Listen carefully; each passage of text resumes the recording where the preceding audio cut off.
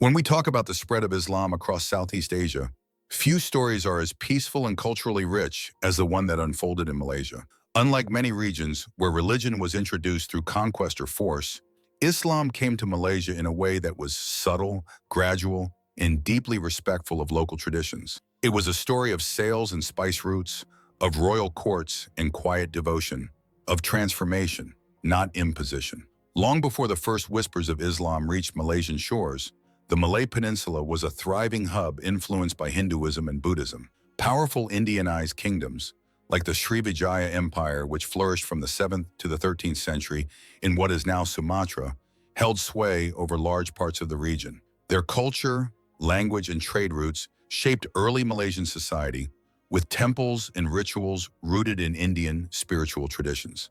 But then, beginning in the 12th century, something remarkable began to happen. Not with swords or sermons, but with ships. Muslim traders from Arabia, Persia, and the Indian subcontinent, especially Gujarat, began to anchor in the port cities along the coast of the peninsula.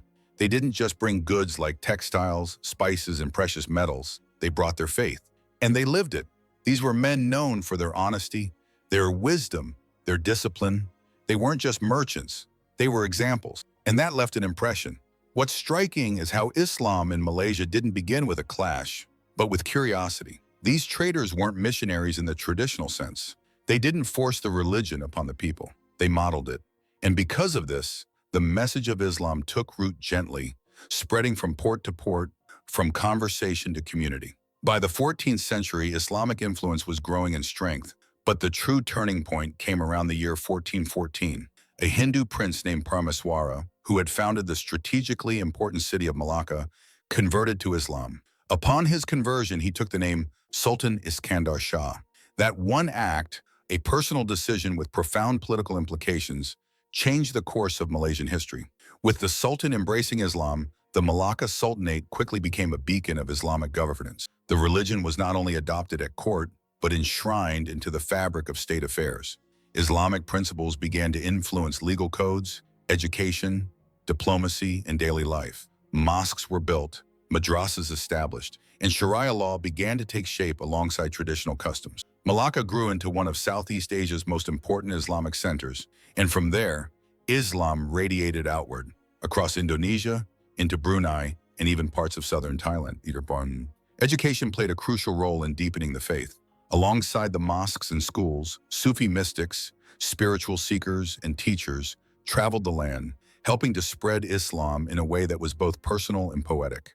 Their teachings were highly adaptable to local traditions, and because of this, Islam blended with Malay identity in a unique and enduring way. The Jawi script was developed, incorporating Arabic letters into the Malay language, and Islamic teachings began to shape everything from literature to law. Fast forward to today, and we see the full legacy of this journey. Islam is the official religion of Malaysia. It is the faith of the majority, especially among ethnic Malays, and it is deeply woven into the national identity. You'll hear the call to prayer echo through cities and villages alike. You'll see it in the fasting month of Ramadan, in the architecture of state buildings, in the dress, the food, and the rhythm of daily life. And yet, Malaysia is also known for its moderate and multicultural approach to religion, a place where Islam coexists with many other faiths, reflecting the diversity of its people. Looking back, the story of Islam in Malaysia is not one of domination or a struggle. It's a story of evolution, of how trade, trust, and leadership came together to shape the soul of a nation. From ancient Hindu-Buddhist kingdoms to the rise of the Malacca Sultanate, from Indian merchants to Sufi mystics, Islam's journey through Malaysia is a living history, still unfolding in the hearts of millions today. Today, Islam is the religion of the majority in Malaysia, practiced by roughly 63.5% of the country's population. That's around 21 million people. But within that broad figure lies a deeper story of religious structure, interpretation, and policy. While Islam in Malaysia is not just a belief system, but a defining part of national identity, the way it's practiced and governed reveals a complex picture. Most Malaysian Muslims follow Sunni Islam, specifically within the Shafi'i school of jurisprudence, a tradition that emphasizes disciplined scholarship and legal reasoning. This is not just a matter of culture or tradition, it's state policy. The Malaysian government formally recognizes and promotes Sunni Islam as the correct path embedding it into national education, law, and public institutions. This position was made explicit in 1996 when a national fatwa, the highest Islamic legal ruling, declared that only Sunni teachings were permitted in Malaysia. Other Islamic schools of thought, most notably Shia Islam, were officially labeled as deviant. That ruling didn't just stay on paper, it had real-world consequences. Shia Muslims, though a small community of about 250,000 people, less than 1% of the total Muslim population, faced growing scrutiny and restriction. Over the years, these restrictions became more visible and forceful. Shia religious gatherings have been raided. Some community leaders have been arrested. In many cases, Shia Muslims in Malaysia are left to practice their faith quietly, if not secretly, to avoid legal trouble or social backlash. While Malaysia prides itself on religious tolerance in a multi-faith society, this tolerance does not extend evenly across all interpretations of Islam itself. And that tension isn't just at the governmental level, it's also reflected in public perception. One study showed that only 36% of Sunni Muslims in Malaysia accepted Shia Muslims as fellow Muslims. That means 2/3 either rejected their identity or viewed them with skepticism. These attitudes don't exist in a vacuum. They're shaped by years of official narratives, regional geopolitics, and education policies that often define religious boundaries in rigid terms. What we see in Malaysia is a country where Islam plays a central and honored role, but where who is considered a real Muslim remains a politically and socially charged question. On the surface, Islam in Malaysia may appear united, but beneath that unity lies a delicate balance of authority, tradition, and ideological control. As the country continues to evolve, both economically and socially, the question of intra-Muslim diversity between Sunnis and Shias, between tradition and reform, will remain one of the key conversations shaping the future of Islam in Malaysia. To understand Islam in Malaysia, it's not enough to look at history or policy alone. We have to look at everyday life, how faith is lived, practiced, and experienced by millions of Muslims across the country. Because for the 21 million Muslims who make up about 63.5% of Malaysia's population, Islam isn't just a religion. It's a rhythm that shapes each day, a set of values that informs how communities grow, and a cultural compass that guides everything from how people dress to how they celebrate life's milestones. Most Muslims in Malaysia follow Sunni Islam, specifically the Shafi'i school of jurisprudence. This school places a strong emphasis on scholarly tradition and daily devotion, and that devotion is visible everywhere. From the break of dawn, Muslims begin their day with subuh, the first of 5 daily prayers. These prayers, performed at dawn, midday, afternoon, sunset, and evening, structure the day, not just spiritually, but socially too. On Fridays, mosques across the country fill with men and women attending Jumu'ah, the congregational prayer. It's not just an act of worship, it's a community gathering, a moment to reflect and reconnect. During Ramadan, the rhythm of daily life changes completely. Muslims fast from sunrise to sunset, refraining not only from food and drink, but also from negative actions and thoughts. At dusk, families and neighbors gather for iftar, the meal to break the fast. Streets come alive, night markets open, and mosques echo with Taraweeh prayers. It's a time of personal reflection, spiritual growth, and community bonding. But Islam in Malaysia is not just about rituals, it's also about values. Zakat, or almsgiving, is a pillar of the faith. Muslims are encouraged to give a portion of their wealth to those in need, ensuring that the prosperity of the community is shared. And then there's the Hajj, the pilgrimage to Mecca. For those who can afford it, it's a lifelong goal, and many Malaysians begin preparing years in advance, both financially and spiritually. Beyond religious obligations, Islamic values permeate Malaysian culture. Think about celebrations. The 2 major festivals, Hari Raya Idul Fitri, marking the end of Ramadan, and Hari Raya Haji, commemorating the Hajj, are among the most joyous and widely celebrated events in the country. These are times of prayer, yes, but also of feasting, forgiveness, and visiting family. Homes are open, traditional foods are prepared, and even entire villages seem to pause and celebrate together. And then there are the kenduri, communal feasts held during significant life events like weddings, births, and circumcisions. These gatherings reinforce the communal nature of Islam in Malaysia. People come together not just to eat, but to pray, bless, and offer support. It's this tight-knit sense of community that gives Islam in Malaysia its distinct warmth and hospitality. Education, too, reflects the balance between faith and modernity. Children often attend madrasas for religious studies alongside regular school. Many families prioritize Islamic learning from a young age, ensuring that children grow up with both religious knowledge and civic education. You also see Islam in the way people dress and conduct themselves. Modesty is key.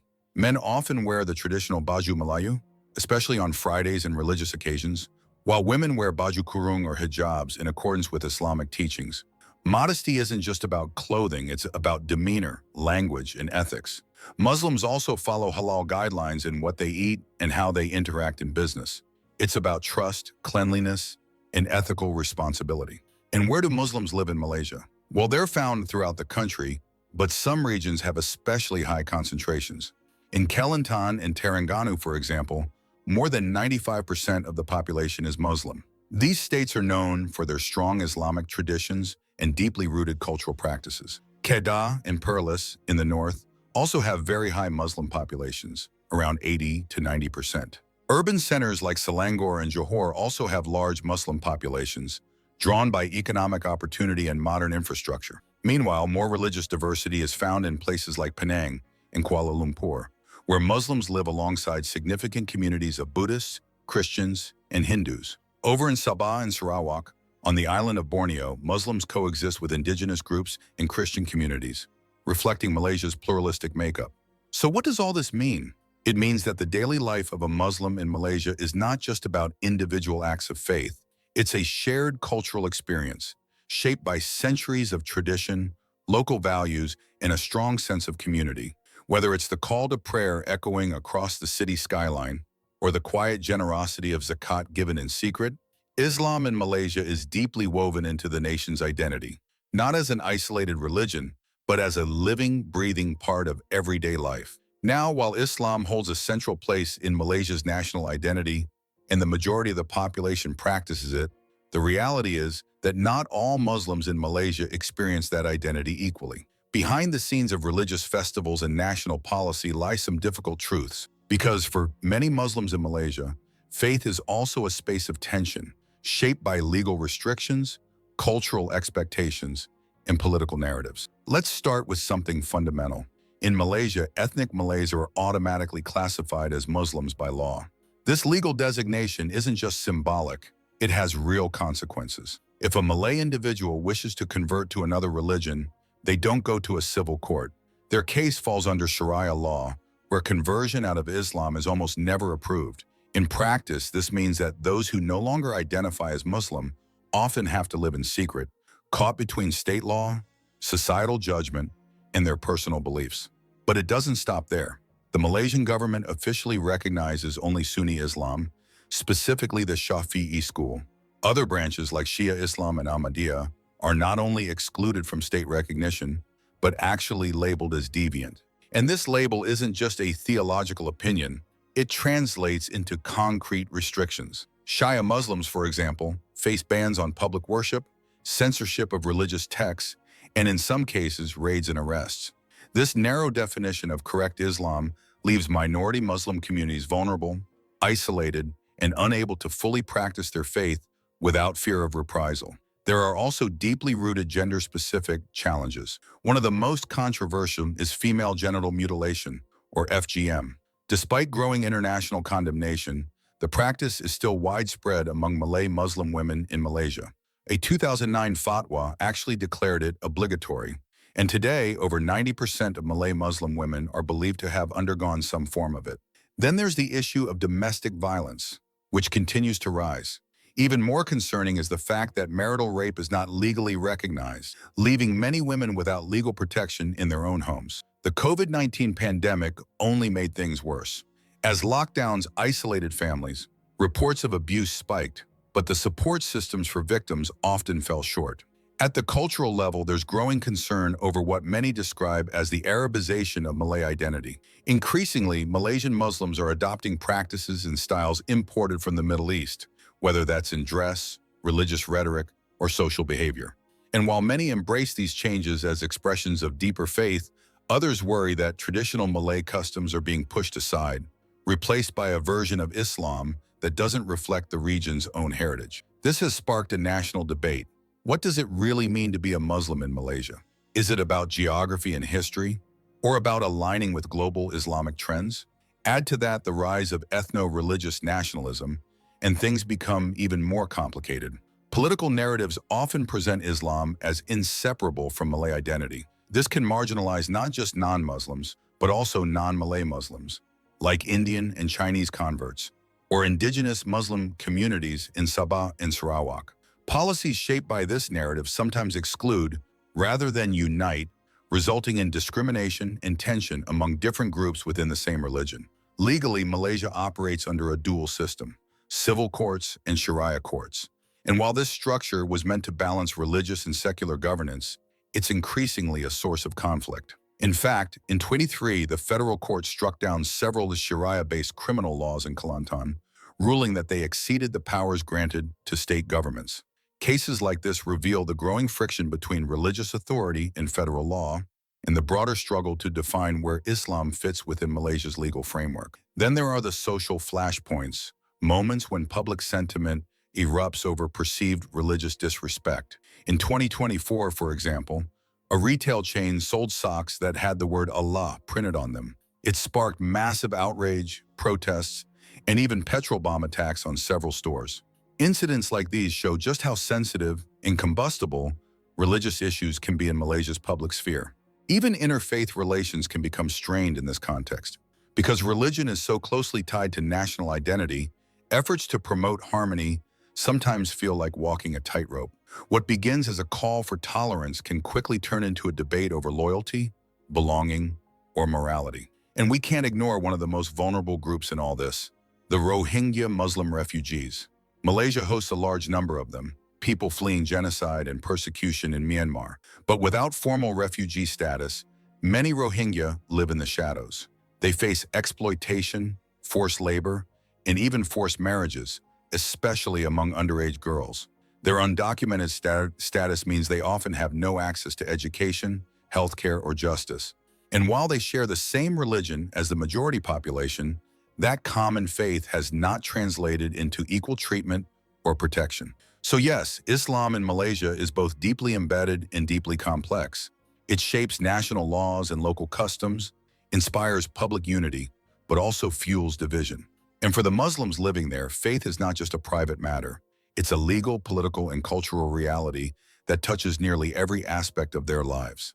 In celebrating the beauty and depth of Islam in Malaysia, it's also vital that we acknowledge these challenges, because only through honest reflection can any society move toward fairness, compassion, and true religious integrity. If you found this deep dive into the history, daily life, and challenges of Islam in Malaysia informative, make sure to subscribe to the channel for more thoughtful content like this. Share your thoughts in the comments. Your perspective matters. And if you think others could benefit from this video, feel free to share it. Thank you for watching.